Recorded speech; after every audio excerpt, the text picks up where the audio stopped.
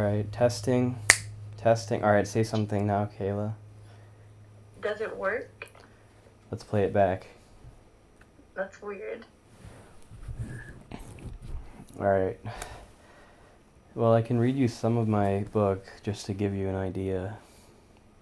Sounds good to me. Okay, here, I'm starting. Writing a book right now. This is me writing a book. Here I go. This entire thing is going to be completely unedited. These are my raw thoughts on paper.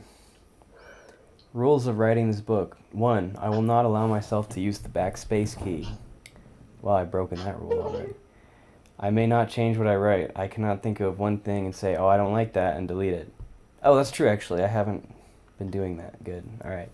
Everything, whether I dislike it or like it, that's coming out of my brain will stay in. A. Exceptions. Addendum A. Exceptions. I can use the backspace key if I spelled a word wrong. Addendum B. I can use the backspace key if I meant to say one thing but typed it wrong. I must not, rule number 2, I must not stop typing to think. I will type exactly what I'm thinking at all times. I will not say, even if my thought is, or bro, I don't know what to write, I must write it.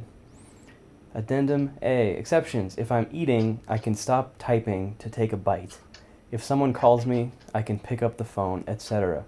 No pausing to think, though. Rule number 3. Rule number 3 is like 2 pages long. What is wrong with you? Rule number 3, the book must be 100 pages long, single-spaced, before I show it to anybody. Oh, well, You've already broken it. Oh, well, you don't count as somebody, I guess. There were 20 fifth... Somebody, I guess. Okay, and then it says, I'll tell you a little story to convince you of why this is a good idea, not to show anybody. Period. There were 20 fifth grade students. 10 students got put in the lion class, and 10 students got put in the rhino class. So 20 students, they're split 10 and 10. Yes? Good night. Good night. Sleep Good well. night. All right, have a good night. Tennis. Yeah, definitely. I'm waking up. All right. I'll see you then. See ya. So 10 students in the rhino class, they're in 5th grade, 10 in the lion class. Okay. The teacher told the lion class, you must make the best possible vase in the next 4 months. This is your assignment. You're making a vase.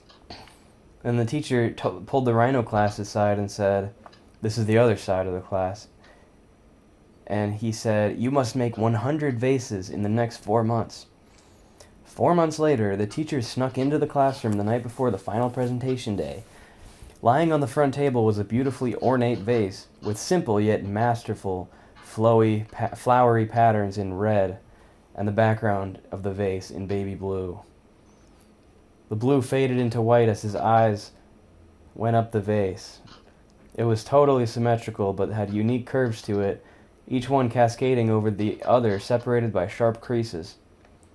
The lip at the top was masterfully shaped, and made the delicately beautiful vase also sturdy. The teacher thought to himself, wow, this must be the lion class's vase. Wow. He said, this must be the class that took a whole 4 months to make one vase, because it's so nice.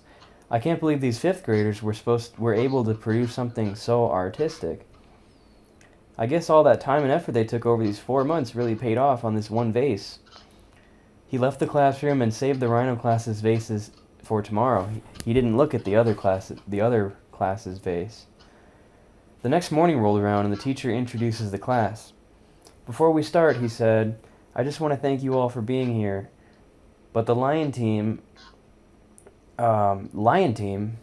just want to tell you, the vase that you made is just incredible. You spent 4 months making it, and it's absolutely incredible. The boys in lion team seemed nervous and sweaty. They looked at each other in confusion. The teacher continued, lion team, please hold up your vase so that rhino team can see what 4 months of work looks like. The frontmost boy walked over and picked up the tiger team vase. I meant to say lion, I guess. I said tiger team. That's funny. I noticed. Don't worry. Well, I'm glad you're following the story. It was not the one the teacher saw the night before. He thought that it was the vase that he saw last night, but the one that they picked up was misshapen. It looked like a fat bulb, and there was no clear lip at the top whatsoever. The vase had all different kinds of beads, spikes, and other decorations glued all over its surface with no discernible pattern. It was an amalgamation of all the different materials available in the fifth grade art studio. The color was a strange brown with no such flowery pattern as was on the vase from the night before. It looked as if it was cracked and had been glued back together multiple times. As the Tiger Team boy, it should be saying Lion Team. If the Tiger Team boy walked over to show his vase to the Rhino Team, he held it with one hand, gripping the opening at the top. The clamping of his fingers on the vase was too much for the vase, and it shattered all over the floor. Beads scurrying under the art carts, shards bouncing. The boy from Tiger Team was incredibly embarrassed, especially because he and his team had spent 4 months trying to perfect the vase, and it had shattered again, as it had many times in the process before. The teacher said, "If that was your vase, Tiger Team, then what was that beautiful vase I saw last night?" He looked around and spotted the vase from last night. "There," he pointed. "Where did that vase come from?" A girl from Rhino Team raised her hand and said, "Oh, that? That is just vase number 89 from our 100 vase project. You told us to make 100 vases, right?" The teacher stood up in awe. He said, "Where are your other vases?" The girl stood up and opened one of the art carts. There were 100 vases. The teacher walked over and reached his hand in. The first vase he picked out was a gorgeous brown and green glossy vase with 2 curves and a square lip. It had a simple color scheme, but it was oddly attractive and tasteful, much smaller than the blue rose one from the night before. The teacher told the girl, "I want you to put down all 100 vases in order on the table." Rhino Team assembled and did as they were told. With 100 vases laid out in order of creation, the teacher started with vase number 3 because the 1 and 2 were shattered, in parentheses. The third vase of the 100 team, it was a piece of crap. It was clay brown, malformed, no upper lip, no paint. As he got to vase number 15, though, he noticed that the vase became more symmetrical than the previous. No paint, no gloss, but it had a nice shape. He asked Rhino Team about vase 15. The girl said, "Oh yes, this is the vase where we figured out that we needed to increase the spin rate to 120 RPM. Same thing for vase number 43, which had a sturdy upper lip much like vase number 89. She said, "Oh yes, vase 40 through 42 shattered, so we decided to get to the bottom of it. We noticed that the cracks always started opening at the top, so we decided to add a lip around the opening."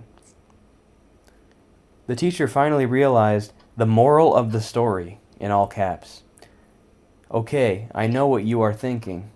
So this is me speaking now. Okay, I know what you're thinking. You think I'm going to explain the moral of the story to you. The answer is no. You're going to have to use your brain for this one.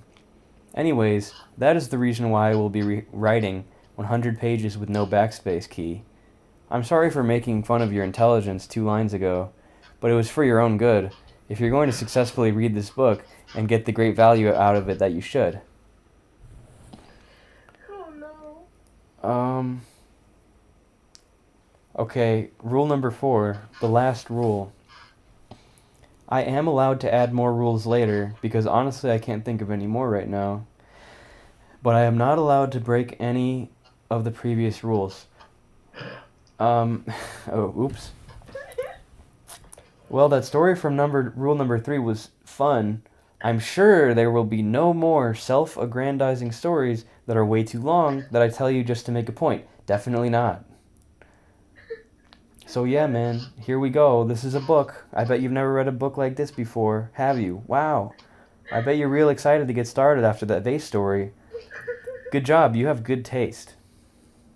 Oh my god. I'm going to take a second to talk about meta-irony because I caught myself using it in the last little stanza. I was being sarcastic and not sarcastic at the same time because I'm not really sure which stance to take. Should I take the stance that this book is amazing and highly unique because of the set of rules that I'm writing it under and that the reader is a hyper-intelligent for choosing a book like this? Or should I make the point that anyone who reads this book is dumb because of the very small amount of effort that I'm putting into it? My unsureness of which stance to take is why I said that whole paragraph in a sarcastic but maybe not sarcastic tone, so that I can choose whether or not my statements about the book are real or fake later, and that's meta-irony. Food for thought. This book is going to be riddled with spelling errors, but as you've already probably realized from the vase story, this book is only going to get better and better as the pages go on. This is only page 3 of my book. Similar to vase 3 in the vase story, this is page 3, and it is utter crap. But if you make it all the way to page 83, an incredible surprise awaits you. A beautiful page that is equally valued to vase number 89 from the story, the rose-painted vase with the blue background that faded into white. Oh my god. But if I were you, I would read all this shitty pages before I jump directly to page 89 so that you can see the journey that led up to it. I mean, vase number 89 wouldn't look nearly as good if it were not compared to vase number 3, you know? Okay. Oh my god. Well, now that that's straight, let me tell you another story because people like stories. This story is going to be a real banger. So, a lizard and an aphid are walking around. They're best friends. The lizard and the aphid have been friends since childhood. Do you know what an aphid is? I'm pretty sure, yeah. One day they're walking around and they look over. Oh no, the aphid says. Oh my god, it's a nuclear explosion. Oh my god. I knew this Oppenheimer guy was not to be trusted when he said, I will not detonate this nuclear bomb over Hiroshima, I promise. The aphid and lizard were from Nagasaki, Japan. They were Japanese. So later, Nagasaki exploded and the lizard and aphid died. The end. What is wrong with you? What is wrong with you?